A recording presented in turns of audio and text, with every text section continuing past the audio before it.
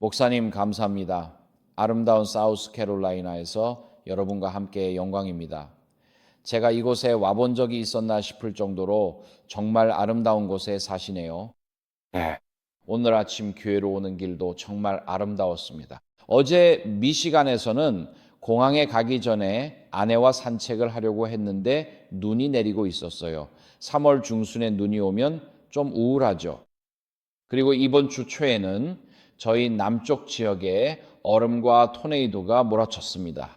그 토네이도로 인해 몇몇 분들이 목숨을 잃기도 했습니다. 그래서 저는 사우스캐롤라이나에 내려오면서 여긴 천국 같구나. 따뜻하고 나무들도 바람에 휘어지지 않고 있네 라고 생각했습니다. 이렇게 소중한 안식의 시간에 여러분과 함께 나눌 수 있어서 정말 큰 특권이라고 생각합니다. 이 자리에 계신 분들과 온라인으로 시청하시는 분들 모두에게 따뜻하게 환영의 인사를 전합니다. 오늘 예배에 여러분을 진심으로 환영합니다. 그래서 저는 어제 이곳에 오면서 누군가가 저에게 오늘 이 종교 자유 안식일이라는 것을 상기시켜 주었습니다. 이 점을 고백해야 할 것 같습니다. 그리고 사실 저는 확신이 없었고 그래서 이런 일들이 참 재밌게 일어나죠. 그렇지 않나요? 사실 그렇게 재밌는 일은 아니었습니다. 요즘 제 기억력이 그다지 좋지 않아서 목요일 밤과 금요일에 72명의 처녀라는 제목의 설교문을 썼습니다. 이 설교는 종교 자유 안식일을 위해 준비한 것입니다. 그래서 오늘 본 예배 시간에는 그 설교를 전하려고 합니다. 그리고 그 설교는 구원의 확신과 몇 가지 다른 주제들에 대해서도 다루고 있습니다. 하지만 오늘 아침 안식일 학교와 오늘 오후에는 제가 이야기하고 싶은 것은 23편 시편에 관한 것입니다. 왜냐하면 제가 자주 느끼는 것은 재림교인들 사이에서 구원의 확신이 부족하다는 점입니다. 그리고 그들이 인생의 마지막 순간을 맞이할 때 많은 사람들이 구원의 확신에 대해 힘들어하는 것을 봅니다.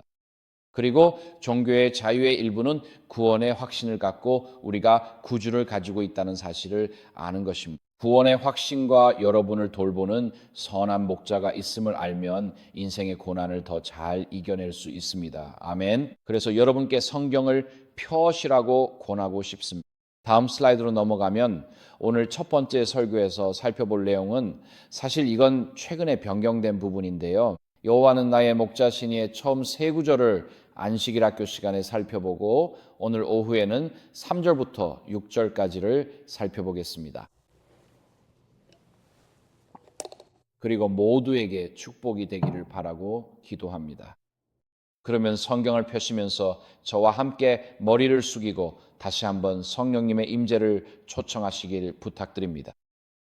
오 하늘에 계신 아버지, 안식일에 축복을 주셔서 감사합니다. 우리의 양심에 따라 주님을 예배할 수 있는 자유를 주셔서 감사합니다. 아버지, 우리에게 안식일을 주셔서 감사합니다. 안식일은 시간의 대성전이며 이 세상에 태어난 모든 남자, 여자, 소년, 소녀에게 똑같이 주어진 시간입니다. 주님과 다시 연결되는 시간임을 감사드립니다. 주님, 이제 성경의 영감을 담은 이 익숙한 시편 23편을 읽을 때 다윗에게 임하셨던 성령께서 저를 통해 말씀하시길 간구합니다. 이 메시지가 우리 삶에 깊이 뿌리 내리길 기도합니다. 주님, 세상의 소란을 잠잠케 하시고 선한 목자이신 주님께서 우리 삶 속에서 영광 받으소서. 거룩하신 주님의 이름으로 기도드립니다. 아멘. 아멘. 좋습니다. 그러면 다음 슬라이드 부탁드리고요. 아마도 성경 전체에서 가장 사랑받는 구절이 바로 23편 시편일 것입니다. 전 세계의 많은 사람들이 23편 시편을 읽습니다. 패스파인더에 있을 때 23편 시편은 19편 시편과 함께 가장 먼저 외우는 시편 중 하나입니다. 저도 패스파인더에서 8편 시편과 함께 외워야 했던 시편입니다. 그래서 이 23편 시편은 전 세계 사람들에게 사랑받고 있습니다. 어떤 사람들은 이것을 목자의 시편이라고 부릅니다. 또 어떤 사람들은 이것을 순교자의 찬송이라고 부릅니다. 다른 사람들은 이것을 호스피스 시편이라고 부르기도 합니다. 이 시편은 우리가 호스피스 상황에서 자주 읽는 시편이고 병원에서 임종을 앞둔 사람 곁에서 자주 읽는 시편이기도 합니다. 그리고 목사로서 죽음을 앞둔 분을 방문할 때 저는 자주 그분들의 성경을 보여달라고 부탁하고 저는 성경에서 밑줄이 그어져 있는 부분을 찾아봅니다. 네, 그분들께 가장 의미 있는 부분이니까요.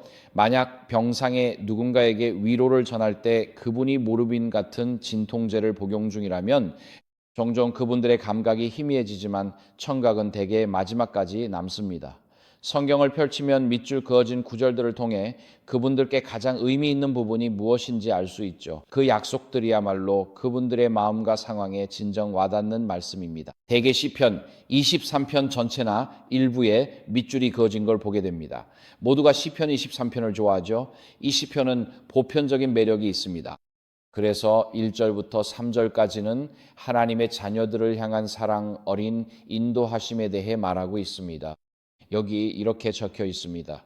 여호와는 나의 목자시니 내게 부족함이 없으리로다. 그가 나를 푸른 초장에 누이시며 쉴 만한 물가로 인도하시는도다.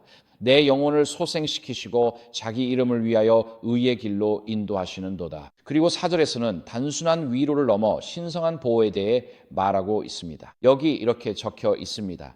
내가 사망의 음침한 골짜기를 다닐지라도 해를 두려워하지 않을 것은 주께서 나와 함께 하심이라. 주의 지팡이와 막대기가 나를 안위하시나이다.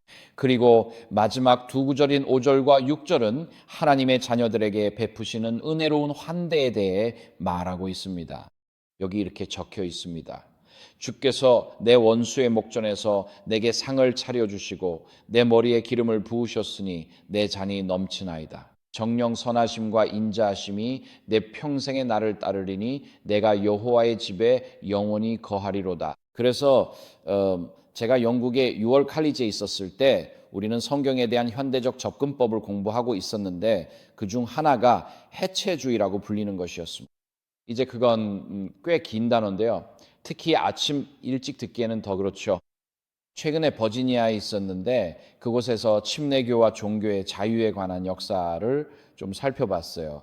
그리고 몇몇 침례교인들은 제가 이 단어를 배웠는데 그게 바로 비국 교회주의 disestablishmentarianism이에요. 정말 대단한 단어죠. 그렇지 않나요? 신학은 이런 식으로 길고 긴 단어들을 자주 만들어내는 경향이 있죠. 버지니아의 공식 종교였던 성공회를 지지한다면 국교회주의자였겠지만 침례교인들은 주교회를 반대해서 비국교회주의자가 되었습니다. 정말 배우기 어려운 단어인데 아마 아이들은 나중에 부모님께 이 단어를 외워서 말해줄 수도 있겠네요. 그 단어 비국교회주의 disestablishmentarianism을 기억하려고 해보세요. 그런데 우리가 여기 23편, 10편을 살펴보면 세 가지 요소가 있습니다. 사랑으로 인도하심, 신성한 보호, 그리고 하나님의 은혜로운 환대입니다. 그리고 오늘 아침에는 처음 세 구절만 살펴보고 오후에는 나머지 두 구절을 볼 예정입니다. 자, 다음 슬라이드 부탁드립니다. 이제 첫 번째 구절을 살펴보겠습니다. 여호와는 나의 목자시니 내게 부족함이 없으리로다 라고 되어 있습니다. 이것이 성경에서 하나님이 우리의 목자라는 개념이 처음 등장하는 것도 처음 등장하는 사람도 아닙니다. 그리고 이 이야기를 시작하면서 여기 계신 분들 중에 양을 키워본 적이 있으신가요? 혹시 네, 여기 농업이나 농사 경험이 있으신 분들이 몇 분 계시네요. 저희 할아버지와 삼촌이 아일랜드에서 운영하던 농장에는 항상 많은 양떼가 있었어요. 그 양떼들은 겨울에는 우리나 창고 아니면 헛간 같은 곳에 보관되곤 했습니다. 그리고 여름이 되면 양들은 고지대나 산으로 풀어놓곤 했어요. 그리고 아일랜드의 도로에서 양떼를 몰아가는 게 결코 유쾌한 경험이 아니라는 걸 말씀드릴 수 있습니다. 양들을 도로 위에서 이리저리 쫓아다니려면 정말 건강해야 해요. 왜냐하면 양들은 자기 멋대로 움직이거든요. 성경에서 처음 하나님을 자신의 목자로 언급한 사람은 창세기 48장에서 찾을 수 있는데 바로 창세기 48장 15절에서 16절에 나옵니다. 다음 슬라이드 부탁드립니다. 그리고 거기에는 이렇게 적혀 있습니다. 이것은 야곱에 대해 말하고 있습니다. 이렇게 적혀 있습니다. 그가 요셉을 축복하며 말했습니다. 나의 조상 아브라함과 이삭이 행하던 하나님, 내 평생 오늘까지 나의 목자가 되신 하나님, 모든 환난에서 나를 구속하신 그 천사가 이 소년들에게 복을 주시기를 바랍니다. 그리고 여기서 나의 목자라는 표현은 히브리어로 문자 그대로 나의 목자라는 뜻입니다. 이것은 성경에서 읽을 수 있는 가장 아름다운 축복 중 하나입니다. 야곱이 죽어가던 때 그는 요셉과 그의 다른 아들들 모두에게 축복을 하기로 결심했습니다. 그리고 그는 하나님을 자신의 목자라고 불렀습니다. 물론 야곱 자신도 평생 동안 목자로 살았습니다. 다음 슬라이드입니다. 이사야 14장 11절은 다음과 같이 읽힙니다. 여기 이렇게 나와 있습니다. 그분 즉 하나님께서 목자처럼 자신의 양떼를 먹이실 것이다. 그분은 어린 양들을 팔에 안아 품에 안으시고 어미 양들을 부드럽게 인도하실 것이다. 그리고 미가도 하나님에 대해 이렇게 말합니다.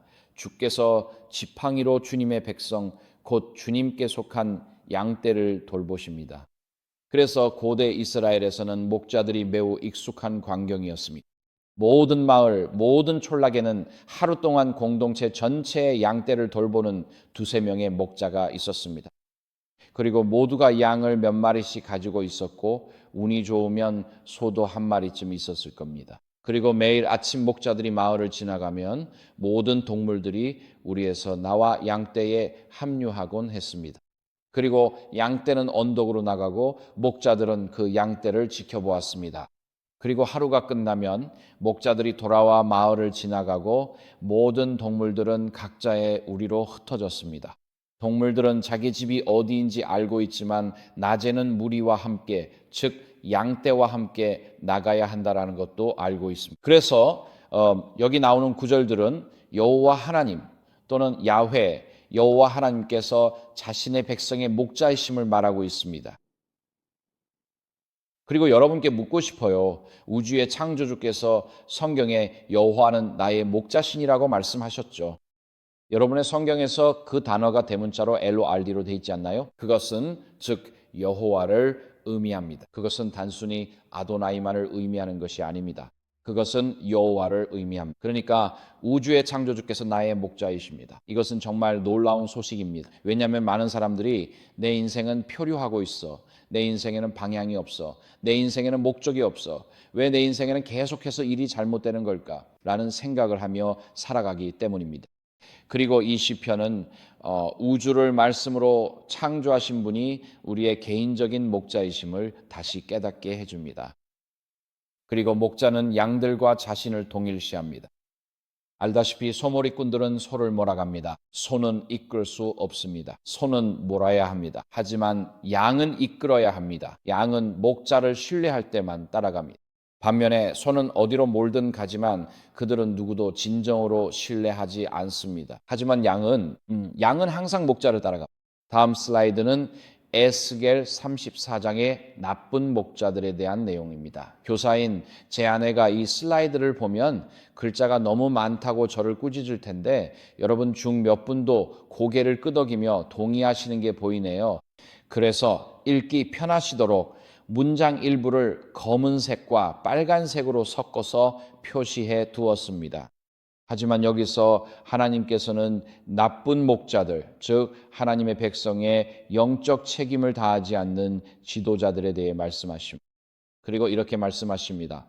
주 하나님께서 이같이 말씀하신다. 내가 직접 내 양을 찾고 그들을 찾아낼 것이다.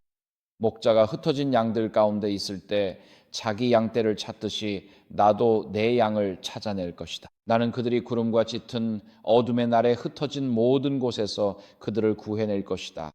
나는 그들을 여러 민족 가운데서 이끌어내고 여러 나라에서 모아 그들의 땅으로 데려올 것이다. 나는 그들을 이스라엘의 산들과 물가 그리고 그 땅의 모든 사람이 사는 곳에서 먹일 것이다. 나는 그들에게 좋은 풀밭에서 먹이겠다. 그리고 이스라엘의 산 높은 곳들이 그들의 목장이 될 것이다. 그곳에서 그들은 좋은 풀밭에 누울 것이며 이스라엘의 산들에서 기름진 목초를 먹게 될 것이다. 시편 23편이 떠오르죠? 그분은 말씀하십니다. 내가 직접 목자가 되어 양들을 눕히겠다. 잃은 자를 찾고 길 잃은 자를 오게 하며 상처 입은 자를 싸매고 약한 자를 강하게 하겠다. 다만 살지고 강한 자는 없애고 정의로 먹이겠다. 이건 헬스장에 다니는 분들을 꾸짖는 게 아닙니다. 우리 가운데 있는 강한 자들 말이죠. 나중에 그 구절을 보면 살찌고 강한 자들은 나쁜 목자이며 양떼 중 약한 양을 밀쳐내어 물과 초장에서 쫓아내는 양들로 비유됨을 알 수 있습니다. 여기서 하나님은 백성을 찾아 목자로서 다친 자를 싸매주겠다고 약속하십니다. 이는 누가복음 4장의 나사렛 선언처럼 예수님이 상한 마음을 싸매러 오신 것과 같습니다. 하나님은 약한 자를 강건케 하며 길 잃은 자를 되찾고 잃어버린 자를 찾으신다는 약속입니다. 이를 염두에 두면 예수님의 비유들과 요한복음 10장의 선한 목자 말씀, 잃은 양의 비유가 더 잘 이해됩니다. 예수님은 자신이 이스라엘의 주 하나님임을 밝히십니다. 곧 예수님이 에스겔 34장에서 예언된 구약의 성취이십니다. 여기서 언급된 이 목자는 누구일까요? 이 구절의 목자는 야훼 곧 여호와 하나님입니다. 여호와 하나님입니다. 예수님은 요한복음 10장 11절에서 나는 선한 목자다라고 말씀하실 때 이 구절을 인용하셨습니다. 여기서 나는 사우스캐롤라이나 출신이다라고 말하는 것과 같은 일반적인 의미가 아닙니다. 여기서 나는은 바로 여호와 하나님을 뜻하는 표현입니다. 그러니까 나는 위대한 나는이며 우주의 창조주께서 우리의 선한 목자이십니다. 저는 이것이 정말로 심오한 의미라고 생각합니다. 그래서 이것을 생각해 보면 목자는 자신의 양들을 아주 잘 알고 있을 뿐만 아니라 항상 양들과 함께 사망의 음침한 골짜기를 걸으신다는 것을 알 수 있습니다. 선한 목자는 자신의 양을 돌보고 선한 목자는 자신의 양을 알고 양을 살펴봅니다. 그리고 이 구절은 우주의 창조주께서 우리 각자와 동일시하신다라는 것을 말해주고 있습니다. 그분은 우리를 알고 우리를 찾으시며 우리를 돌보시고 우리를 지켜보십니다. 그리고 우리가 쉴 만한 물가와 푸른 초장에서 지낼 수 있도록 해주시길 원하십니다. 이것은 하나님께서 주신 놀라운 약속입니다. 우주를 말씀으로 창조하시고 그분의 입에서 나온 말씀으로 별들과 그 모든 찬란함 그리고 은하계가 만들어졌는데 그분이 바로 나의 목자이십니다. 이제 저는 그냥 상상해 보세요. 여기 그린빌에 지역 축구팀이 있나요? 그린우드요. 우리가 지금 그린우드에 있나요? 아니면 그린빌에 있나요? 그린우드요. 죄송합니다. 요즘 참 민망할 때가 많습니다. 매주 곳곳에서 말씀을 전하다 보면 기억이 뒤섞여 흐릿해지곤 하죠. 그때 사람들이 다가와 반갑습니다. 바인 형제님이라 인사합니다. 아는 사이인가요? 그분들이 지난 금요일 저희 집에서 묵었다고 하셔서 사과드렸죠. 이제야 여기가 그린우드인 걸 알았네요. 잠깐 그린빌인 줄 알았어요. 그런데 만약 그린우드에 축구팀이 있다고 해봅시다. 괜찮죠? 여기 그린우드에 축구팀이 있나요? 없군요. 알겠습니다. 그럼 아마추어 팀 같은 게 어딘가에 있겠죠. 그럼 그 팀 이름을 예를 들어 그린우드 아마추어 축구 클럽이라고 해봅시다. 그리고 지역 뉴스에서 세계 축구 역사상 최고의 선수인 리오넬 메시가 이제 그린우드 축구 클럽의 스트라이커로 계약했다는 소식이 발표됩니다. 사람들은 충격을 받을 거예요. 리오넬 메시가 어떻게 그린우드에 오게 된 거지? 대체 무슨 일이 있었던 거야? 한 시즌에 10억 달러라도 제안한 건가? 어떻게 된 거지? 라고 말이죠. 그리고 전 세계 언론이 그린우드의 진을 치게 될 것이고 그 경기를 보던 50명, 대신 매주 주말마다 10만 명이 리오넬 메시를 보기 위해 몰려들 겁니다. 사람들은 그린우드는 어떻게 리오넬 메시를 영입한 거지? 라고 말할 거예요. 그런데 이보다 더 놀라운 사실은 어떻게 내가 온 우주의 창조주를 나만의 목자로 모시게 되었는가 하는 점입니다. 알다시피 우리가 보통 23편 시편을 말할 때 장례식에서 말하는 것처럼 하잖아요. 그렇죠? 여호와는 나의 목자시니 내게 부족함이 없으리로다. 보통 이렇게 말하죠. 맞나요? 하지만 사실 이 시편은 여호와 하나님이 나의 목자이심을 기뻐하며 찬양하는 마음으로 시작합니다. 메시가 우리 팀 스트라이커인 것처럼요. 여러분은 메시가 우리 팀 스트라이커야 라고 말할 겁니다. 우리 기독교인도 마찬가지입니다. 우주를 만드신 창조주가 바로 나의 목자라고 말이죠. 사람들은 묻겠죠. 아니 어떻게 그분을 목자로 삼았나요? 우린 사탄의 지배 아래 있고 그는 파괴자인데 어떻게 창조주를 개인적 목자로 삼았죠? 어떻게 그 양떼에 들어갔나요? 성경은 이 부분을 분명히 말합니다. 요한복음 1장 3절을 보면 만물이 그로 말미암아 지은 바 되었으니 그가 없이는 된 것이 하나도 없느니라고 합니다. 즉 선한 목자이신 그리스도가 나의 창조주이시기에 나의 목자가 되시는 것입니다.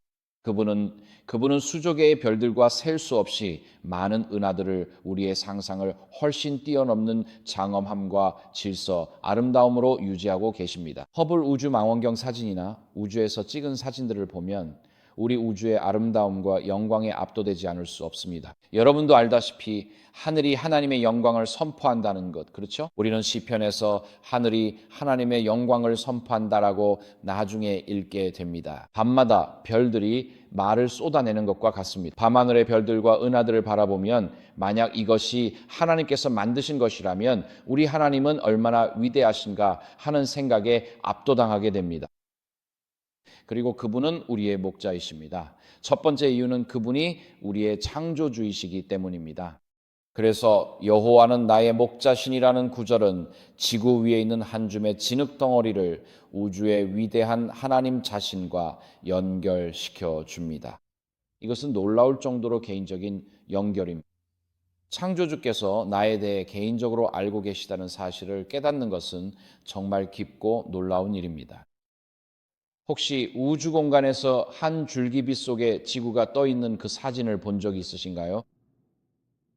그것은 매우 유명한 사진인데 허블에서 찍은 것이고 지구가 우주 저편으로 사라져가는 모습을 뒤돌아보며 찍은 사진입니다. 그 사진에는 지구가 담겨 있습니다. 사진을 보면 어두운 우주 속에 한 줄기 빛이 사진의 중앙을 가로지르고 있는 것을 볼 수 있습니다. 빗줄기 한가운데 지구가 작은 점으로 보입니다. 우주에 떠 있는 작은 먼지처럼 보이죠. 이 사진을 보면 이 행성이 얼마나 작은지 그리고 우리가 얼마나 작은 존재인지 깨닫게 됩니다. 그리고 이 모든 것을 창조하신 분이 나의 목자라는 생각은 내가 결코 하찮은 존재가 아니라는 느낌을 줍니다. 나는 중요하지 않은 존재가 아닙니다. 우주의 창조주께서 나를 개인적으로 알고 돌봐 주신다는 사실입니다. 그분이 나의 목자임을 깨달을 때 나는 세상이 생각하는 것만큼 작지 않습니다. 세상의 평가처럼 하찮은 존재가 아닙니다. 나는 하나님이 돌보지 않으실 만큼 무의미한 존재가 아닙니다. 여호와는 나의 목자시며 나는 그분께 소중한 존재입니다. 여호와는 나의 목자시다라는 말은 곧 창조주 하나님 자신을 의미합니다. 하지만 현대인은 이 연결고리를 부정합니다.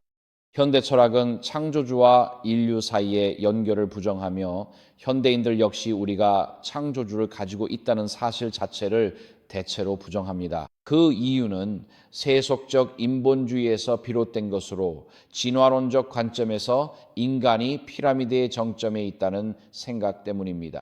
그리고 우리는 누구에게도 책임지지 않는다고 생각합니다. 그래서 만약 여러분이 우리가 살고 있는 우주가 차갑고 우주는 여러분이 살든 죽든 신경 쓰지 않으며 우주는 영원히 계속될 것이라고 믿는다면 그리고 우리가 단지 우주에 살고 있고 우리가 창조의 정점이며 그 밖에 신이 없다고 믿는다면 삶은 매우 차갑고 힘들어집니다. 하지만 성경은 우리가 우주가 아닌 코스모스에 살고 있음을 가르칩니다. 그곳엔 창조주와 도덕적 질서가 있으며 우리는 타인과 피조물을 대하는 방식에 대해 창조주께 책임이 있는 도덕적 존재라 말합니다. 그래서 현대인은 여호와는 나의 목자시다라는 사실을 부정하고 이것이 현대 문화의 쇠퇴, 미국 전역에 만연한 절망의 철학, 그리고 요즘 우리나라 곳곳에서 급증하고 있는 절망의 죽음으로 이어집니다. 우리가 도덕적 코스모스와 사랑의 창조주를 외면하고 맹목적인 진화와 차가운 우주를 선택할 때 결국 당신은 물과 화학 물질이 우연히 모인 존재에 불과하게 됩니다. 그래서 여호와는 나의 목자시다라는 말은 내가 도덕적 우주 안에 창조된 존재임을 상기시켜주며 내가 형제 자매들을 어떻게 대하는지에 대해 창조주께 도덕적으로 책임이 있다는 뜻이고 언젠가 모든 행위가 하늘의 법정에서 심판받게 될 것임을 의미합니다. 그래서 우리가 여호와는 나의 목자시다라는 사실을 기뻐하는 또 다른 이유가 다음 슬라이드에 나옵니다. 이사야 53장 6절입니다. 거기에는 이렇게 적혀 있습니다. 우리는 다 양 같아서 그릇 행하여 각기 제 길로 갔거늘 여호와께서는 우리 모두의 죄악을 그에게 담당시키셨도다. 즉 선한 목자는 자기 양떼를 찾아 나섭니다. 그분은 단지 창조의 이유로만 우리의 선한 목자가 아니십니다. 그분은 또한 구속의 이유로 우리의 선한 목자이십니다. 갈보리에서 선한 목자는 모든 인류가 자신의 양떼에 들어오고 우리 모두가 그의 사랑스러운 돌봄 아래 있기를 바라는 마음을 보여주셨습니다. 그분은 자신의 흘리신 피와 내어주신 생명이라는 놀라운 대가로 저를 자신의 양떼로 사셨습니다. 우리는 이 세상이 줄 수 있는 그 어떤 것보다도 더 큰 값으로 산 존재입니다. 그리고 목자가 이처럼 큰 희생을 치를 때 그것은 양들과의 친밀한 관계로 이어집니다. 왜 그럴까요? 왜냐하면 여러분이 양을 키워본 적이 없다면 이 말씀을 드리고 싶어요. 소는 들판에 그냥 내버려 둘 수 있습니다. 염소는 스스로 잘 살아가고 닭도 물만 꾸준히 공급해주면 어느 정도는 알아서 잘 살아갑니다. 혹시 닭 키워보신 분 계신가요? 닭이 깨끗하다고들 하는데 절대 믿지 마세요. 닭은 동물 중 가장 더러워요. 왜 그렇게 말하는지 정말 이해가 안 가요. 성경에선 닭이 정결하다지만 제 생각에 닭은 새 중에 바퀴벌레 같아요. 닭은 정말 뭐든 다 먹거든요. 죽은 닭을 앞에 둬도 그걸 먹을 정도니까요. 서로 잡아먹기도 해요. 죽은 새도 먹고 또 만약 오래된 토끼나 다람쥐를 발견하면 그것도 먹어치워요. 닭이 안 먹는 거는 정말 아무것도 없어요. 하지만 양은 끊임없는 보살핌이 필요해요. 좋은 목자가 없으면 건강한 양떼도 가질 수 없어요. 그리고 양떼의 성격과 건강은 목자의 성격에 달려 있어요. 만약 어차피 다 도축장에 갈 거야 라고 말하는 나쁜 목자가 있다면 양들은 도축장에 가기 전까지 고통받으며 살아가게 돼요. 하지만 좋은 목자는 자신의 양을 잘 돌봐요. 양은 끝없는 관심과 세심한 보살핌이 필요해요. 그렇지 않으면 양들은 야위고 약해지며 질병과 기생충, 파라플라이에 시달리게 됩니다. 그래서 어떤 양떼든 혹은 개별 양이든 건강은 목자의 성품에 달려 있어요. 양떼를 직접 알고 돌보는 좋은 목자가 없다면 그 양떼의 모든 구성원은 고통받게 됩니다. 그리고 양처럼 이 구절은 이렇게 말합니다. 우리 모두 양처럼 길을 잃었다. 우리는 양과 같은 특성 때문에 양처럼 고통받습니다. 양은 군집 본능이 있습니다. 양은 두려움과 불안이 있고 겁이 많으며 고집이 세고 자기 주장이 강한 동물입니다. 양은 이기적인 행동을 하고 삐뚤어진 습관도 가지고 있는데 우리 인간도 마찬가지입니다. 인류와 우리의 부족함에도 선한 목자는 우리를 창조하셨고 피로 사셨으며 이름으로 불러 소유 삼으시고 양 돌보기를 기뻐하십니다. 그는 자신의 양들에게 실망하거나 등을 돌리지 않으십니다. 수년 전 아제르바이잔에서 저는 마이크로 파이낸스 프로그램을 운영하고 있었습니다. 그리고 우리가 당신은 이런 상황을 겪게 됩니다. 이렇게 해서 사람들이 빈곤에서 벗어날 수 있었습니다. 소련 해체 후 한 공립학교 교사의 월급은 고작 $5였습니다. 빵 5덩어리만 살 수 있는 돈이라 가족을 먹여 살리기엔 턱없이 부족했습니다. 그래서 우리는 그룹 대출 방식을 사용했는데 10명의 교사들이 함께 모여 각각 $200씩 받았습니다. 즉 총 $2,000가 되고 각자 $200로 양 4마리씩 살 수 있었습니다.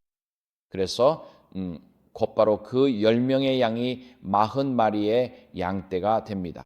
그리고 그들 중 한 명의 아들이 혹은 2명의 아들이 여름 동안 양을 산으로 데리고 가고 내년이 되어 대출을 갚을 때쯤이면 그 40마리의 양이 아마 75마리 정도로 늘어나 있습니다. 그리고 그들은 대출을 갚고 나서 또 다른 대출을 받게 됩니다. 왜냐하면 그곳에는 신용 기록이 없지만 이 마이크로 파이낸스 프로그램을 통해 스스로 신용 기록을 만들어가기 때문입니다. 이제 그들은 대출 금액을 2배로 늘릴 수 있습니다. 그래서 내년에 $200와 이자를 모두 갚으면 내년에는 $400를 빌릴 수 있습니다. 왜냐하면 그들이 신용 기록을 쌓아가고 있기 때문이죠. 그리고 그 $400로 그들은 80마리의 양을 살 수 있습니다. 처음엔 아무것도 없었지만 1년 남짓 만에 기존 40마리와 새끼 40마리 그리고 새양 80마리까지 합쳐 농부 10명이 총 160마리를 갖게 된 겁니다. 이제 이건 점점 상업적인 사업이 되어가고 있습니다. 그리고 그들의 아들 중 한 명, 아니 2명에게 돈을 주고 그 아들들이 산으로 올라가 양을 돌봅니다. 그리고 다음에 새끼 양이 태어나는 시즌이 끝나고 나면 그들은 내려와서 $200, 아니 $400를 갚고 다음에는 $600를 빌릴 수 있게 됩니다.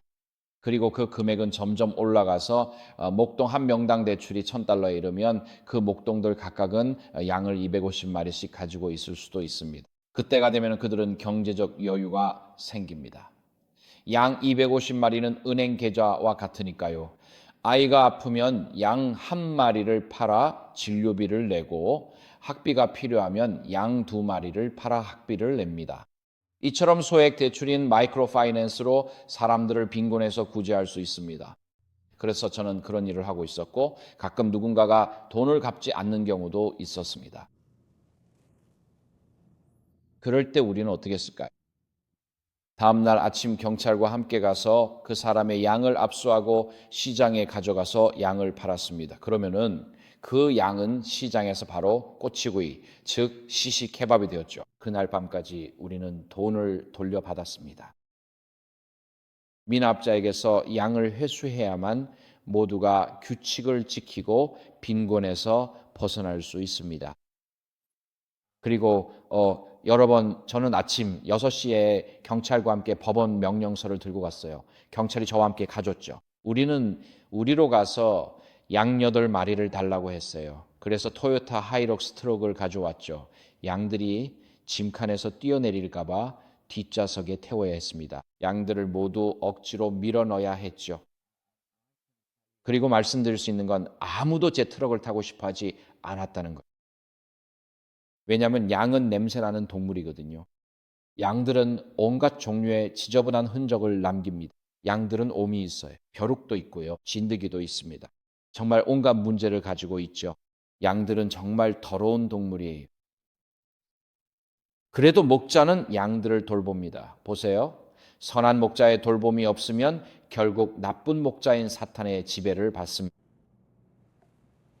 사탄은 자기 수하들에게 표식을 남깁니다. 양을 키울 땐 항상 귀에 표식을 답니다. 요즘에는 작은 플라스틱 태그를 달지만 그건 비교적 최근에 생긴 일이에요. 하지만 역사 전반에 걸쳐 그리고 오늘날에도 세계 여러 지역에서는 목자가 그러니까 소몰이꾼들은 소에게 낙인을 찍지만 목자는 자기 양의 귀에 칼집을 내서 표시를 합니다. 그리고 그 칼집은 그 지역의 그 목자만의 고유한 표시이기 때문에 누구나 한눈에 그 양이 누구의 것인지 알 수 있습니다. 양의 귀에는 목자의 표시가 남게 되는데 그 표시는 양 귀의 바깥쪽에 있습니다. 그래서 양을 붙잡아 두고 날카로운 칼로 귀에 특정한 모양을 새겨 넣어야 합니다. 이 과정은 피가 나고 양에게는 고통스러운 일입니다. 하지만 그 순간부터 모두가 그 양이 그 목자의 것임을 알게 됩니다. 그래서 멀리서도 어떤 양이 어느 목자에게 속해 있는지 쉽게 알 수 있습니다. 그리고 사탄도 자기 지배 아래 있는 자들에게 자신의 표시를 남깁니다. 질병, 이혼, 마약, 우울, 절망, 죽음, 그것이 그의 표시입니다. 우리도 예수님을 따르는 그분의 양이라면 주님은 우리에게 소유의 표를 주십니다. 선한 목자의 양떼가 되면 십자가의 표를 갖게 되는데 다음 슬라이드 마가복음 8장 34절에서 이를 설명합니다.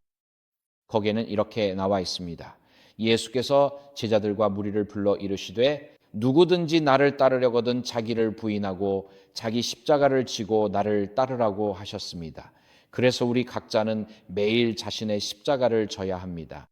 우리는 매일 아침 선택을 해야 합니다. 우리는 그리스도의 십자가를 질 것입니까? 아니면 우리 자신의 죄 많고 타락한 길을 선택할 것입니까? 매일 아침 우리는 선한 목자께 속해 있거나 그렇지 않은 것입니다. 선한 목자를 위해 큰 일을 해도 심판 때 그분이 우리를 모른다며 떠나라 하실 수 있습니다. 우리는 그분께 속해 있나요? 우리는 창조와 구속의 근거로 그분이 우리에게 가지신 권리를 인정합니까? 나는 내 결정과 내 마음, 내 생각에 대한 그분의 권위를 인정합니까? 나는 이런 관계 속에서 평안과 만족을 느끼고 있습니까? 만약 그렇다면 여호와 하나님이 나의 개인적인 목자이심에 나는 정말 기쁩니다. 목자가 없으면 인생을 방황하다 길을 잃고 문제에 빠지게 됩니다. 선한 목자가 없어서입니다. 그래서 저자는 말합니다. 여호와는 나의 목자시니 내게 부족함이 없으리로다. 이 말은 무슨 뜻일까요? 시를 쓴 다윗은 오래 도망자로 살았습니다. 광야 동굴에 숨어 살아남은 그는 수년간 도망치며 생명의 위협 속에 적들에게 쫓겼습니다. 다윗은 도심의 멋진 콘도에 살지 않았습니다. 부족함이 없으리로다라는 말은 육체적 안락함을 뜻하지 않습니다. 그는 17세부터 30대 초반까지 사울 왕에게 쫓기는 공공의 적이자 도망자 신세였기 때문입니다. 그는 유대 남쪽 끝 사막의 굶주림과 추위 속에서 살아가는 법을 잘 알았습니다. 다윗은 가난과 고난, 영혼의 고통을 겪었습니다. 여기서 그는 육체적 안락함을 말하는 게 아니고 선한 목자께서도 우리에게 어려움 없는 삶을 약속하지 않으시죠. 다음 슬라이드 요한복음 16장 33절은 이렇게 말합니다. 내가 이것을 너희에게 말한 것은 너희로 하여금 평안을 얻게 하려 함이라. 세상에서는 너희가 환난을 당하나 담대하라. 내가 세상을 이기었노라. 보십시오. 마지막 때 교회에서 보이는 그 여인은 재정적으로 부유합니다. 그녀는 재산이 늘고 물질적으로 풍족해도 회개치 않으면 길을 잃습니다. 부가 꼭 하나님의 축복은 아닙니다. 그렇다면 시편 기자가 말한 내게 부족함이 없으리로다는 무슨 뜻일까요? 창조주가 당신의 목자라는 사실이 주는 만족입니다. 그분이 말씀으로 세상을 지으셨다면 당신을 위해 못할 일이 없으십니다. 또한 앞으로 당신에게 영향을 줄 모든 일을 미리 알고 계십니다. 나쁜 목자는 양들을 돌보지 않습니다. 그는 양들을 방치한 채 돌보지 않아 양들은 스스로 먹이를 찾아 헤매다 사자나 도둑의 먹잇감이 됩니다. 겨울마다 임신한 암양들에게 먹일 건초나 곡물이 우리의 준비되어 있지 않습니다. 겨울에 폭풍과 눈보라를 막아줄 피난처도 제공되지 않습니다. 병든 목초지를 보완할 소금이나 다른 미네랄도 마련되어 있지 않습니다. 나쁜 목자가 주는 물은 오염되어 있습니다. 물은 결코 깨끗하지 않습니다. 양떼는 척박한 들판과 황폐한 목초지에서 먹이를 찾아 헤매야만 합니다. 어떤 사람들은 그것을 빈곤의 풀이라고 부릅니다.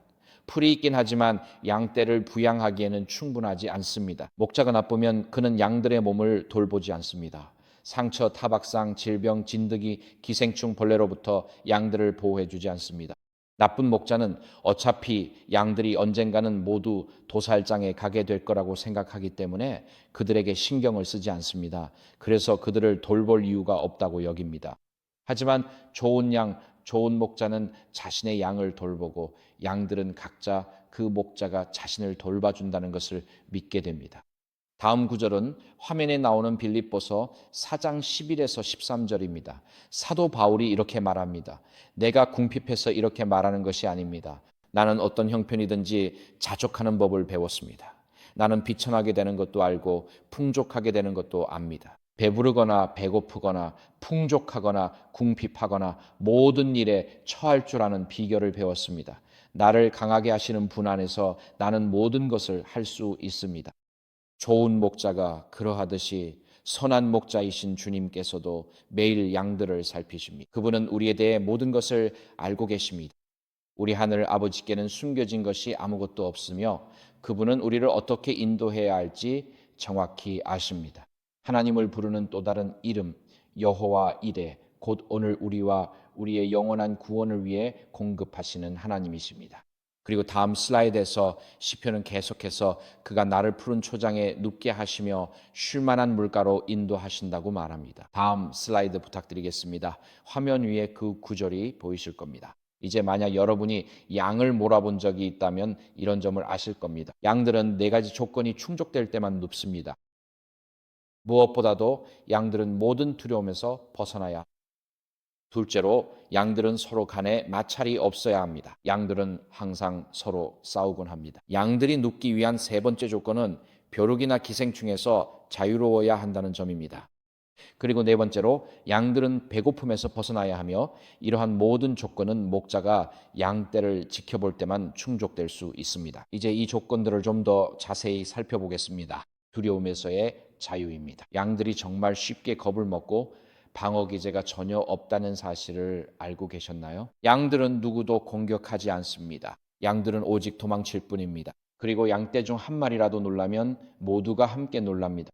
양들은 너무 빨리 달려서 임신한 암양들, 즉 어미 양들은 들판을 뛰어다니다가 갑자기 새끼를 유산하기도 합니다. 그래서 만약 양떼가 있는 들판에 개가 들어와서 이리저리 뛰어다니면 양들은 어떻게 해야 할지 몰라서 완전히 미쳐버리고 모든 암양들이 갑자기 새끼를 유산하게 됩니다. 양들은 스스로를 방어할 방법이 없습니다. 하지만 양떼가 목자가 함께 있다는 것을 알고 목자가 포식자들을 쫓아내면 양떼는 두려워하지 않습니다. 화면에 나오는 다음 슬라이드는 이 점에 대해 이야기합니다. 여기에는 이렇게 적혀 있습니다. 내가 평안히 눕고 자기도 하리니 오 주여 주께서 나를 안전히 살게 하시나이다. 양떼가 자신들을 지켜주는 목자가 있다는 사실을 깨달으면 더 이상 세상에서 무슨 일이 일어나고 있는지에 대한 두려움에 밤새 잠을 이루지 못하는 일이 없다는 뜻입니다. 마찬가지로 오늘날 그리스도인에게도 예수님의 항상 함께 하신다는 임재와 세상 끝날까지 우리와 함께 하시겠다는 확신이 세상이 온통 혼란스러울 때 우리에게 위로를 줍니다. 양의 잠을 자기 위한 다음 조건은 마찰로부터 자유로워야 한다는 점입니다. 양들도 서열이 있습니다. 닭을 키워본 적이 있다면 닭에게도 서열이 있다는 걸 아시죠? 양들에게는 우리가 박기 서열이라고 부르는 것이 있습니다. 힘센 양들은 약한 양들을 들이받고 힘센 양들이 물과 먹이에 먼저 접근하며 가장 부드러운 풀밭에 먼저 눕습니다. 그리고 약한 양들은 힘센 양들에게 들이받치지만 그들 역시 정말 약한 양들을 들이받습니다. 그래서 양들 사이에는 서로 들이받는 서열이 있고 무리 안에서는 매일 들이받고 서로 부딪히는 일이 일어납니다. 그리고 매일 마치 서열을 기억하지 못하는 것처럼 양들은 서로 우위를 다시 정하려고 합니다. 그래서 양들은 도로를 지나가며 보면 평화로워 보이지만 항상 서로 누가 이 무리에서 가장 우두머리인지, 누가 가장 아래인지, 그리고 누가 중간인지 다투고 있습니다. 하지만 양들 사이에 들이받기를 멈추게 하는 것은 무엇일까요? 양들 사이에 들이받기를 멈추게 하는 것은 바로 목자의 존재입니다. 양들에게 목자가 있으면 그가 무리의 우두머리라는 것을 알고 목자가 있을 때는 서로 싸우지 않습니다. 양들을 혼자 내버려 두면 그들은 서로에게 달려듭니다. 하지만 목자가 있으면 양들은 저 사람이 우두머리라는 걸 압니다. 그러니까 그게 꼭 우두머리개라는 뜻은 아니지만요. 저기 있는 저 양이 우두머리이고 그가 우두머리이기 때문에 우리 중 누구도 그와 경쟁할 수 없으니 우리 사이에 평화가 찾아올 수 있습니다. 우리의 시선이 그리스도께 고정되어 있을 때 이것은 우리 교회 안에서의 사소한 경쟁과 지배하려는 싸움에 대한 꾸짖음이 됩니다.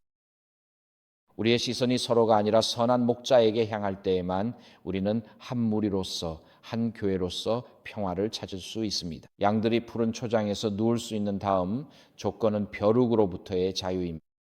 이제 벼룩, 양들은 온갖 종류의 벼룩과 문제들로 괴로움을 당합니다. 양들은 비강파리, 기생파리, 혹파리, 진드기 등 온갖 해충에 시달리며 양들은 고통에서 벗어나기 위해 필사적이 됩니다.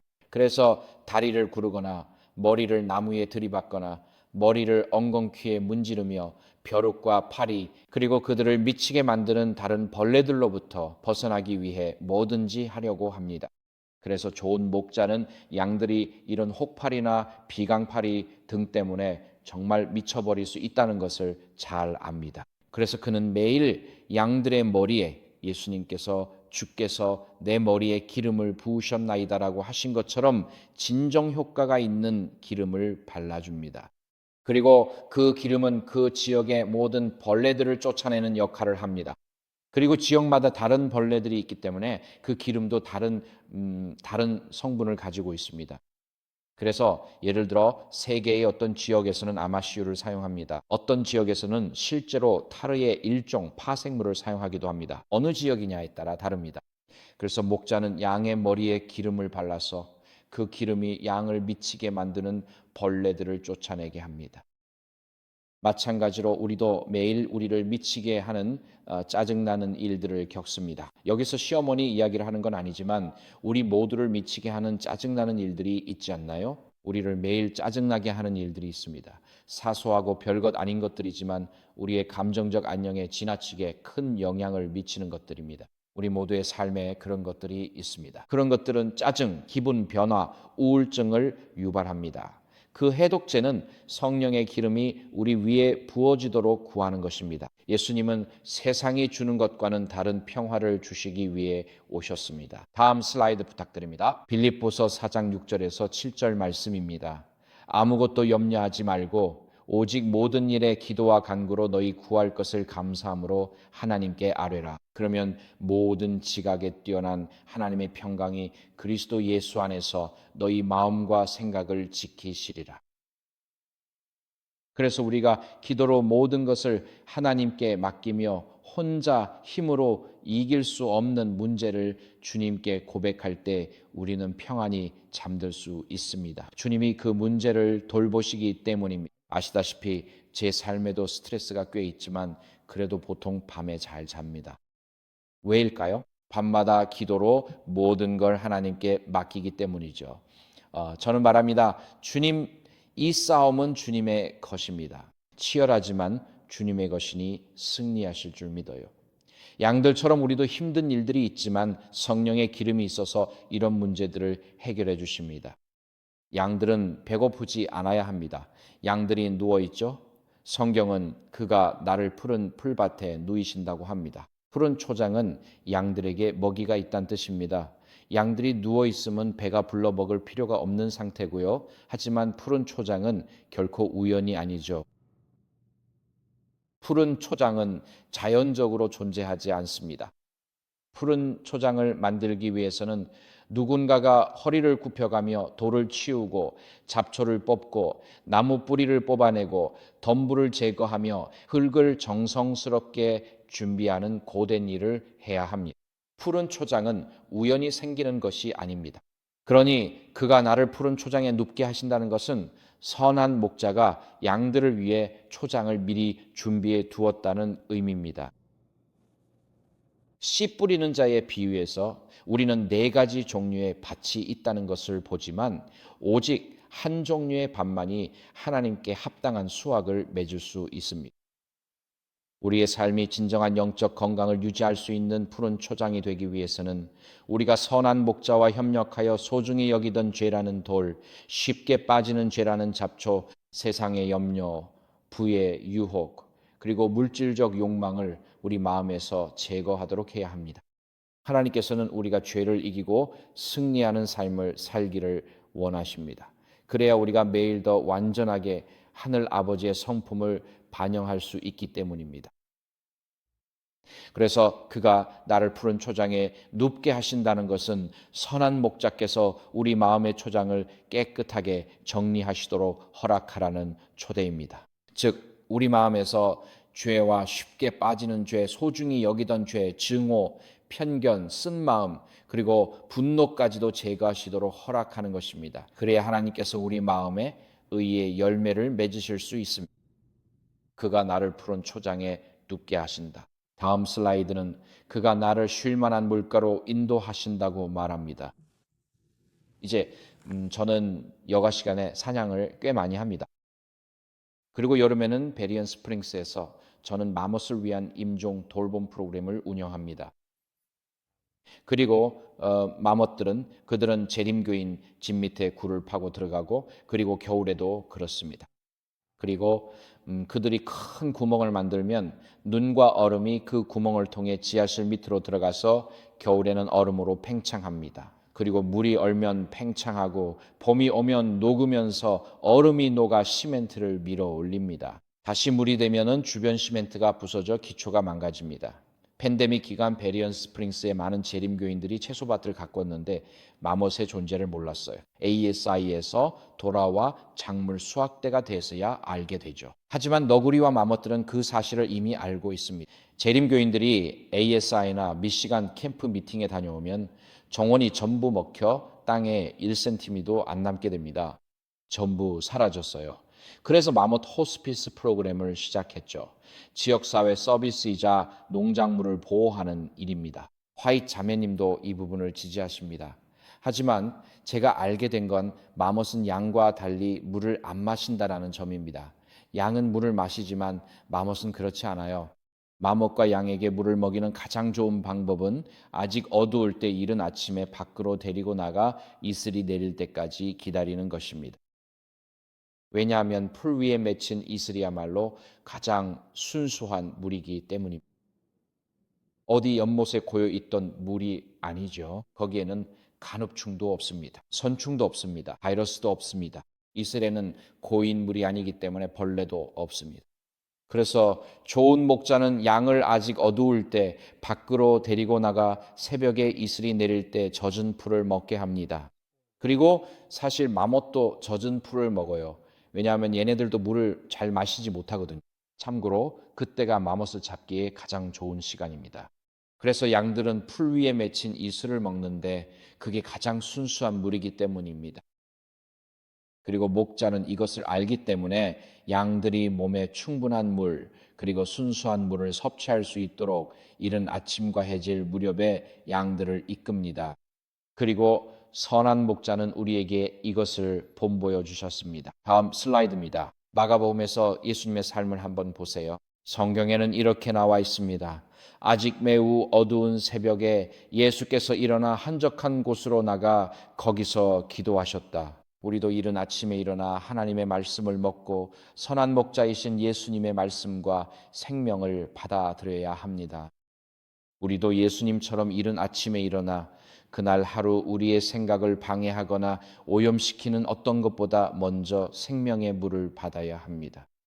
하지만 많은 사람들은 이렇게 하지 않고 양들처럼 다른 곳에서 물을 찾으려 합니다. 보시다시피 양떼를 키워본 사람이라면 알겠지만 양들은 아무리 더러운 웅덩이라도 그냥 멈춰서 그 물을 마시려고 합니다. 하지만 양들은 간흡충이나 내부 기생충과 같은 가장 심각한 문제들이 오염된 웅덩이에서 비롯된다는 사실을 알지 못합니다.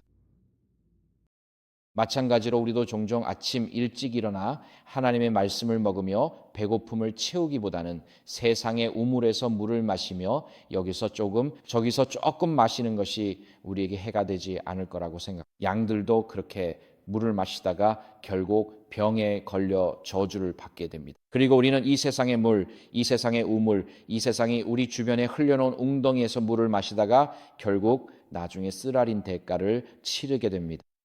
다음 슬라이드 예레미야 2장 13절은 이렇게 말합니다. 내 백성이 두 가지 악을 행하였나니 곧 그들이 생수의 근원인 나를 버리고 스스로 웅덩이를 판 것인데 그것은 물을 담지 못할 터진 웅덩이들이니라. 그래서 오늘 아침에 여러분께 묻고 싶습니다. 여러분은 어떤 우물에서 물을 마시고 있습니까? 여러분은 그리스도께서 그러셨던 것처럼 생명의 우물, 생명의 물, 아침에 가장 먼저 신선하고 깨끗하며 순수한 하나님의 말씀에서 물을 마시고 계십니까? 아니면 우리는 이 세상의 우물, 이 세상의 오락산업, 이 세상의 여론 형성자들로부터 우리의 마음을 채우고 있습니까? 그리고 더러운 우물에서 물을 마시면 양이 파괴되는 것처럼 우리가 이 세상의 우물로 우리의 마음을 채운다면 우리의 마음과 영혼이 파괴되고 하나님과의 동행도 무너질 것입니다. 오늘 우리는 어떤 우물에서 물을 마시고 있습니까? 선한 목자는 우리가 순수한 물을 마시기를 원하십니다. 그리고 그것은 세상의 물이 아닙니다. 신실한 목자가 없다면 어떤 양도 푸른 초장에서 평안히 눕거나 순수한 물을 찾을 수 없습니다. 그리고 이제 오늘 아침에 마지막 구절로 넘어가겠습니다. 시간이 다 됐으니 좀 더 빨리 진행할게요. 시편 23편 3절 내 영혼을 소생시키시고입니다.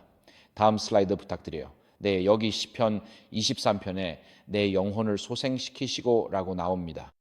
양들은 어떻게 소생이 필요할까요? 시편 기자는 묻습니다. 내 영혼아 어찌하여 낙심하는가? 양을 키워보셨다면 아시겠지만 양들은 배가 부르면 옆으로 눕습니다. 여러분 중에도 배가 부르면 눕고 싶으신 분 계신가요? 솔직하게 말씀해 주세요. 그렇죠? 네? 그래서 양들이 배가 부르면 눕고 싶어 해요. 정말 눕고 싶어 하죠. 그런데 양들이 너무 배가 부른 상태에서 누우면 중심이 이동해서 결국은 발이 공중에 뜬 채로 등을 대고 눕게 됩니다. 그리고 양들은 그 자세에서 스스로 일어날 수가 없습니다. 그들은 꼼짝 못하게 되는 거죠. 그리고 그렇게 되면 윗속에 위액이 차오르기 시작해서 계속 부풀고 또 부풀다가 몇 시간만 지나면 죽게 됩니다. 그리고 양이 등을 대고 누워 있을 때는 완전히 무방비 상태가 됩니다. 어떤 포식자라도 와서 살아있는 양을 먹을 수 있습니다. 까마귀가 와서 양이 등을 대고 누워 있는 동안 배를 쪼아 먹을 수도 있는데 양은 아무것도 할 수 없습니다. 그가 내 영혼을 소생시키시고 양이 등을 대고 누우면 포식자의 쉬운 먹잇감이 되죠. 그리고 구원은 오직 목자가 양이 없어진 것을 알아차리고 그 잃어버린 양을 찾으러 나설 때에만 찾아옵니다. 목자가 이런 양을 찾으면 옆으로 굴려 위속가스 압력을 낮춰줍니다. 그리고 나서 양의 배를 문질러서 내부의 가스가 빠져나가도록 도와줍니다. 그 다음에 목자는 양을 똑바로 세워줍니다. 하지만 양이 등을 대고 누워 있었기 때문에 다리에 피가 통하지 않아 다리가 저려 있습니다. 그래서 목자는 양을 다리 사이에 두고 서서 양의 다리를 위아래로 문질러 혈액순환이 다시 되도록 도와줍니다. 그 후 양이 걷기 시작하며 처음엔 비틀거리지만 곧 다시 걷는 법을 배웁니다. 시편 52편 13절은 하나님께서 생명을 어떻게 회복시키시는지 말합니다. 주께서 내 영혼을 사망에서 건지셨고 내 발이 넘어지지 않게 하셨으니 내가 생명의 빛 가운데서 하나님 앞에 다닐 수 있게 하셨나이다. 그리 목자의 시각에서 보면 목자가 양의 다리를 회복시켜야 양이 생명의 빛 가운데서 하나님 앞을 걷게 됩니다. 그리고 사도 바울은 이렇게 말했습니다. 그러므로 선줄로 생각하는 자는 넘어질까 조심하라. 왜 이런 일이 오늘날 우리에게도 일어날까요? 양들은 땅에 편안하고 부드러운 움푹 파인 곳을 찾다가 넘어지곤 합니다. 그런 상황에 있으면 쉽게 굴러 넘어지게 됩니다. 마찬가지로 그리스도인들에게도 항상 물질적 안락함, 육체적 쾌락, 세상적인 이익만을 추구할 때 큰 영적 위험이 따릅니다. 자기 만족은 육체적 위험과 영적 위험을 초래합니다. 저는 최근에 깨달은 것이 있는데 안락함을 추구하는 것이 사실 우리의 신체적, 정서적 건강에 해롭다는 점입니다. 하루 종일 리클라이너 의자에 앉아만 있으면 그게 몸에 좋을까요? 아니요, 좋지 않습니다. 그래서 안락함을 추구하는 것이 사실 우리에게 가장 이로운 것은 아닙니다. 약간의 안락함을 누리는 것은 좋지만 그 안락함에 머무르는 것은 좋지 않습니다. 우리는 몸을 활발하게 움직이기 위해 힘든 일도 해야 합니다. 그래서 여기 이렇게 말합니다. 그가 내 영혼을 소생시키신다. 자기 만족은 그리스도인들에게 영적 위험을 초래하며 그래서 목자는 항상 양떼를 움직이게 하는 것입니다. 양떼는 결코 가만히 서 있지 않습니다. 양떼는 항상 앞으로 움직이며 그렇게 함으로써 목자는 양들을 계속 움직이게 하고 양들이 스스로 등을 대고 굴러 넘어지는 것을 피할 수 있게 합니다. 또 다른 경우로 이제 곧 마무리하겠지만 양이 옆으로 누워 있을 때 두꺼운 양털을 가지고 있다면 그 양털에는 진흙, 가시, 다른 이물질, 그리고 분뇨 등 온갖 잡동사니가 달라붙게 됩니다. 양의 털에 붙은 모든 쓰레기들이 실제로 양을 무겁게 만들어서 결국 넘어지게 하는 것이죠. 양이 털에 지고 다니는 모든 잡동사니가 그 원인입니다. 구약에서 양털이 지성소에 들어가는 것이 금지된 것을 아시나요? 양털은 성막에서 제사장이 지성소에 들어갈 때, 사실상 성소에 들어갈 때도 결코 입을 수 없었습니다. 성막에서 봉사할 때 양털을 입고 들어갈 수는 없었습니다. 양을 구출할 때 목자는 실제로 다시는 그런 일이 일어나지 않도록 양털을 깎아줍니다. 양이 넘어져서 등을 바닥에 대고 꼼짝 못하게 되었을 때 양털에는 온갖 잡동사니가 끼어 있는 경우가 많습니다. 그래서 단순히 양을 다시 두 발로 세우는 것뿐만 아니라 좋은 목자는 그 양의 털을 깎아서 미래에 사용할 수 있도록 보관합니다. 하지만 목자는 그 양을 깎아서 양을 짓누르고 등을 바닥에 대게 하는 무게를 최대한 줄여줍니다. 이것이 양의 회복 과정의 일부입니다. 골로새서 3장 9에서 11절 다음 슬라이드에 이렇게 나와 있습니다. 서로 거짓말하지 마십시오. 여러분은 옛사람과 그 행위를 벗어버리고 창조주의 형상을 따라 지식에 새롭게 되어가는 새 사람을 입었습니다. 옛자를 깎아내는 일은 고통스러울 수 있으며 성령님께 순종하고 마음에 임하는 죄의 책망에 반응하며 회개하고 그분의 명령에 순종하는 그리스도 안에서의 새로운 삶을 받아들이는 것을 포함합니다. 하지만 이것이 우리가 넘어져서 영적으로 죽음에 이르는 것을 막아줍니다. 그리고 마지막으로 양이 단순히 너무 살이 쪄버릴 수도 있습니다. 살찐 양들은 발이 불안정해서 가장 쉽게 넘어지는 양들입니다. 그렇다면 해결책은 무엇일까요? 실제로 좋은 목자는 살찐 양에게 식이 조절을 시킵니다. 그게 바로 좋은 목자가 하는 일입니다. 목자는 양들에게 식이 조절을 시킵니다. 살찐 양이 이걸 좋아할까요? 별로 좋아하지 않습니다. 아무도 다이어트하는 걸 좋아하지 않는 것 같아요. 그렇다면 이것이 양이 스스로를 해치는 것을 막아줄까요? 네, 그렇습니다. 그래서 우리가 경력에서 성공을 이루고 401k와 주식 포트폴리오가 불어나면 우리는 영적으로 위험한 지대에 서 있는 것입니다. 라오디게아 교회는 영적으로 부유하지만 회개하고 책망과 권면 그리고 모든 교인들의 마음 문을 두드리시는 선한 목자의 교제를 받아들이지 않으면 길을 잃게 됩니다. 하나님은 사랑하는 자를 징계하십니다. 히브리서 12장 6절을 보면 이런 징계가 당장은 즐겁지 않으나 내면에 깊은 평안을 줍니다. 나를 살피시는 선한 목자가 계심을 일깨워주기 때문입니다. 그분은 당장은 싫더라도 제게 가장 좋은 일을 하고 계십니다. 하지만 여전히 저를 지켜보시며 보호하고 깎아주시고 먹이십니다. 그분은 다시 일으켜 세우십니다. 그분은 물을 주십니다. 그분은 세상에 오염된 우물과 고집, 타락한 욕망에서 나를 멀리 인도하시며 계속 나아가게 하십니다. 말씀을 마무리하며 결론을 위해 다음 슬라이드를 보겠습니다. 이 구절을 마저 읽겠습니다.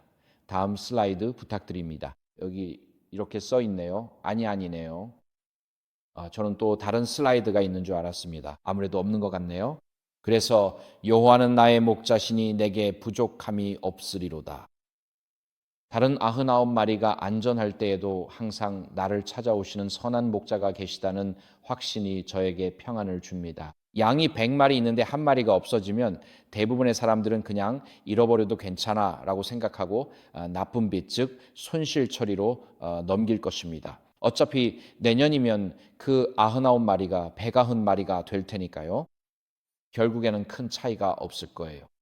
하지만 99마리 양이 우리에 있는데도 목자가 길 잃은 한 마리를 찾으러 가면 우리가 그분께 얼마나 소중한지 보여줍니다. 우린 넘어질 수 있고 사탄의 공격에 희생양이 될 수도 있죠. 우린 세상 우물에서 물 마셨을 겁니다. 우리는 방심해서 우리 삶의 파괴만을 가져오는 나쁜 목자의 지배 아래에 떨어졌을 수도 있습니다. 하지만 선한 목자가 계십니다. 그분은 우리를 이름까지 알고 계십니다. 그분은 아침과 저녁마다 자신의 양떼를 세십니다. 그리고 내가 없으면 그분은 나를 집으로 데려오고 구해주고 회복시키고 치유하고 때로는 나 자신으로부터도 구원하기 위해 단호하게 나를 찾으러 나섭니다. 그래서 오늘 저는 여러분이 선한 목자를 여러분의 목자로 받아들이는 것에 대해 생각해 보시길 권하고 싶습니다. 시편 기자와 함께 이렇게 말할 수 있습니다. 여호와 하나님, 그는 나의 목자이십니다. 우주의 창조주께서 나의 목자이십니다. 그는 이 양을 위해 자신의 생명을 내어주신 목자이십니다. 그는 이 양을 찾아오신 선한 목자이십니다. 그는 이 양이 다시 일어설 수 있도록 도와주시는 선한 목자이십니다. 그는 이 양을 막고 고요한 물가로 인도하시고 내가 등을 대고 넘어지지 않도록 푸른 초장에서 쉬게 하시는 선한 목자이십니다. 그는 나의 선한 목자이십니다. 오늘 주 예수 그리스도를 선한 목자로 영접하십시오. 그분은 여러분을 찾으시고 고치시며 다시 일으키실 것입니다. 그분이 여러분을 맑은 물가로 인도해 치유하시며 죄와 씨름할 때 우리를 깎아주시고 정결케 하실 것입니다. 여호와 하나님이 나의 선한 목자이심을 주님께 찬양드립니다. 오늘 그분이 여러분의 선한 목자이시기도 합니까? 기도를 위해 머리를 숙이겠습니다. 하늘에 계신 아버지, 예수님이 선한 목자이심을 감사드립니다. 아버지, 그분이 자신의 양들이 어디에 있는지 정확히 아신다는 사실에 감사드립니다. 그분은 자신의 양들을 이름으로 부르십니다. 아버지, 그분이 잃어버린 자를 찾으시고 상한 마음을 회복시키시며 병든 자를 고치시고 우리를 다시 하늘의 우리로 인도해 주심에 감사드립니다. 오늘 우리는 아버지께서 선한 목자가 되어 주시기를 간구합니다. 신뢰와 순종, 사랑으로 주를 따르기로 다짐합니다. 우리를 쉴만한 물가와 푸른 초장으로 인도하시며 선하심과 인자하심이 평생 함께할 것을 믿습니다. 선한 목자 되신 아버지, 우리를 인도하고 보호하소서. 예수님 이름으로 기도합니다. 아멘.